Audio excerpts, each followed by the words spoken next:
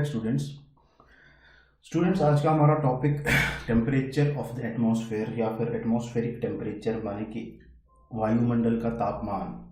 Last topic में हमने students पढ़ा था इंसुलेशन, कैसे सन्स की रेज आ जाती है through passing the atmosphere and atmospheric depletion के बारे में जाना था, जैसे कि रेडिएशन जैसे कि रिफ्लेक्शन है, एब्जॉर्प्शन है, डिफ्यूजन, स्कैटरिंग, ये सब चीज़ें क्या होती है। और जो इंसुलेशन, इनकमिंग सोलर रेडिएशन, सूर्य से जो रोशनी आती है वो in the form of short rays यानी कि शॉर्ट वेव रेडिएशंस होती है, जब वो फिर अर्थ तक पहुंचती है 51% जो हमने हीट बजट में देखा था। और कैसे वो it is radiated in the form of long wave radiations या फिर इंफ्रारेड रेडिएशंस। ठीक है, तो स्पेक्ट्रम का पूरा रेंज हमने from the gamma rays to the infrared rays, उसके आगे भी देखा था कैसे चेंज होती है, डिप्लीशंस कैसे होते हैं। तो जो ही सूरज की किरणें जो आ जाती है it is in the form of heat. ठीक है, जो once the rays of the sun come और ट्रैवल, तो what actually happens it's in the form of a heat. तो पहले हम देखेंगे हीट और temperature, what is the relation between. ठीक है, तो फर्स्ट इंडेक्स में अगर as a again I am telling you that अगर हमको क्लाइमेटोलॉजी को अच्छे से समझना है तो it is very important that we give the proper sequence. और ठीक है, एक अच्छे से क्रम में इसको पढ़े तभी हम क्लाइमेटोलॉजी को समझ सकते हैं अच्छे से, क्योंकि एक टॉपिक दूसरे टॉपिक से इंटर रिलेटेड है, फिर नेक्स्ट टॉपिक उससे इंटर रिलेटेड है। अगर आपका एक टॉपिक में कंसेप्ट है तो पहले उसको हमने देखा होगा, उस कंसेप्ट में कोई चीज़ हमने जानी होगी, तभी आप उसको डॉट्स कनेक्ट कर सकते हो और समझ सकते हो। तो उस पूरे टॉपिक में temperature of the atmosphere temperature में सबसे पहले हम देखेंगे इंट्रोडक्शन क्या है इसका, क्या चीज़ हमको पढ़नी है, क्यों पढ़नी है, कैसे है। उसके बाद process of heat energy transfer, जो हीट एनर्जी ट्रांसफर होता है क्या क्या प्रोसेस है वो हमने आपको इससे पहले भी इंसुलेशन में बताए हुए हैं, लेकिन इसमें हम फिर से एक नज़र देंगे क्योंकि it's related to the topic this time.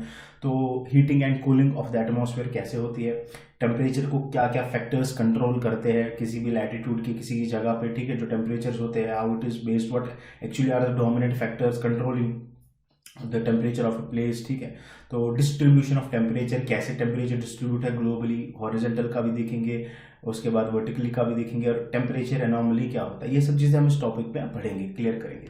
तो students, what is heat and temperature, heat क्या होता है। सबसे पहले we know that heat it's an energy. ठीक है, एक ऊर्जा है, it's a form of energy. और जबकि टेम्परेचर हम बोल सकते हैं ये किसी भी सब्सटेंस की थर्मल कंडीशन है, मतलब कितना वो हीट अप है, उसकी डिग्री को मेजर करना, उस हीट की इंटेंसिफिकेशन को मेजर करना, कितना वो गर्म है, that is called as a temperature. It's a condition, thermal condition. तो actually heat is a thermal we can say it's a thermal quality. ठीक है, एक thermal quantity, thermal quality of substance. ठीक है, कितनी है, किस तरह से है, कितनी ज्यादा है। ठीक है, तो हीट कैन बी टर्म्ड, हम बोल सकते हैं हीट एज अ कॉज, एक वजह है, जबकि टेम्परेचर इसका इफेक्ट है, इसका रिजल्ट है। ठीक है, तो heat is the quantity of energy, कितनी क्वांटिटी ऊर्जा है, ठीक है, प्रेजेंट इन अ सब्सटेंस। ठीक है, किसी भी सब्सटेंस में कितनी हीट है, जबकि temperature is like what intensities है, कितनी ज्यादा है, तो we can say the degree of the hotness. ठीक है, if transfer of heat is lowered और डिक्रीज, अगर हीट को कम करेंगे, ज्यादा करेंगे किसी भी सब्सटेंस का, उसका टेम्परेचर भी कम या ज्यादा हो जाएगा। ठीक है, सिंपल सी बात है, as I told you, we can say the degree, it's a measure, it's a intensity condition. ठीक है, थर्मल कंडीशन।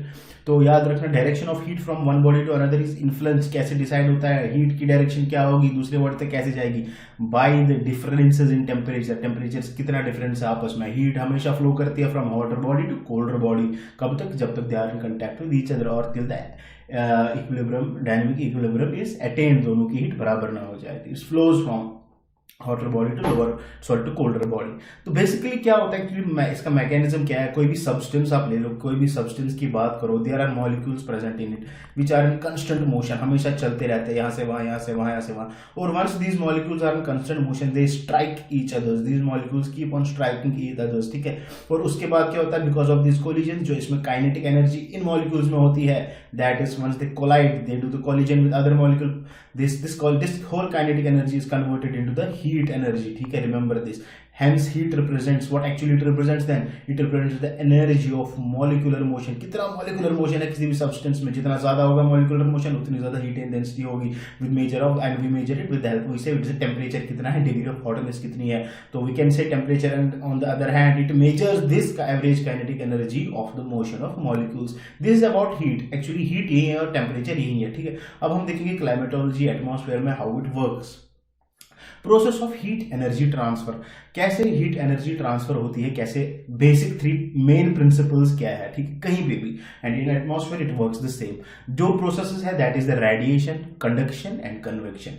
रेडिएशन क्या होता है, हमको पता है किसी भी ऑब्जेक्ट को, कोई भी ऑब्जेक्ट है, suppose this is the sun, कोई भी, we have whatever object we have, if it is transmitting और we can say it is it is ejecting the heat, ठीक है, and that heat once it travels with the space or the vacuum and hots the other substance, it is called as radiation. It is the only mechanism, ये सिर्फ एक वाहिद एक mechanism है, process है जिसमें heat empty, relative emptiness से travel करती है, यानी कि vacuum से, जैसे sun it travels the ground, but in between there is an atmosphere, and that atmosphere here is the relative emptiness or vacuum, remember this. So heating of an object or a body or an body by the transmission of the heat waves, this is the only mechanism, एक ही mechanism ऐसा है जिसमें heat travels through the relative emptiness of the space. तो दूसरा देखेंगे conduction क्या है। Conduction, simply conduction एक हीट ट्रांसफर ऐसा है through the, in which heat actually transfers कैसे, by the molecular, actually travels through the matter, matter में कैसे, by the actually the molecular activity, we can say molecules की activity से, ठीक है। तो इसमें एक्चुअली क्या होता है, heat is transferred from one body या फिर one part of a body to the another, या फिर हम कह सकते हैं और between 2 objects through touching the each other, exactly, remember this, touching the other. So basically what happens, conduction, heat transfer from a warmer body to colder body when they come in contact with each other, with the touching of the each other, ठीक है।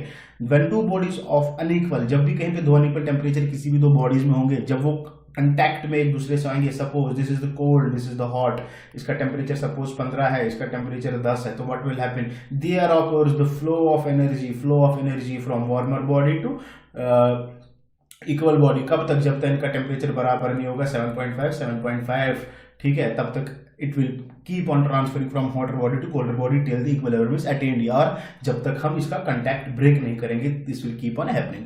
जैसे कि मेरे metals, they are the good conductors, they always are good conductors of heat, while as air, atmospheric air is the poor conductor of heat, remember this. The conduction in the atmosphere, it occurs at the zone of contact. कहाँ पे, जो conduction atmosphere में होती है, it occurs at the zone of contact between the atmosphere and the Earth's surface. Between the atmosphere, conduction between the atmosphere and the Earth's surface. Here the conduction is occurring over here. Remember this. Actually, by touching each other, the flow of heat energy transfer happens, ठीक है। तो conduction is important कहाँ पे, सिर्फ only in the lower layers of the atmosphere, जहाँ पे air is in direct contact with earth surface, जहाँ पे अर्थ डायरेक्ट सरफेस है, किसके साथ, कांटेक्ट में earth surface with the air, वहां पर कंडक्शन होती है। एज हेंस और therefore it thus becomes least significant, इसकी कम अहमियत है, कम इंपॉर्टेंस है as a whole in the transfer of heat in the atmosphere. उसके बाद तीसरा है that is the convection. Convection क्या होता है, convection is the vertical transfer of heat, मतलब हीट जो ऊपरी ओर में करंट्स में जाता है, जिसमें पूरा एक्चुअली इसका हम कह सकते हैं मास या पूरे सब्सटेंस का ही मूवमेंट होता है एक प्लेस से दूसरी, ठीक है। मीडियम ही इटसेल्फ ट्रैवल करता है from one place to another, ठीक है। तो हम कह सकते हैं दस it involves the transfer of heat by means of mass motions of the medium itself through which the heat is transferred actually. Then we can say transfer of heat kaise, by the motion of a mass of a substance from one place to another, generally vertical, is called convection.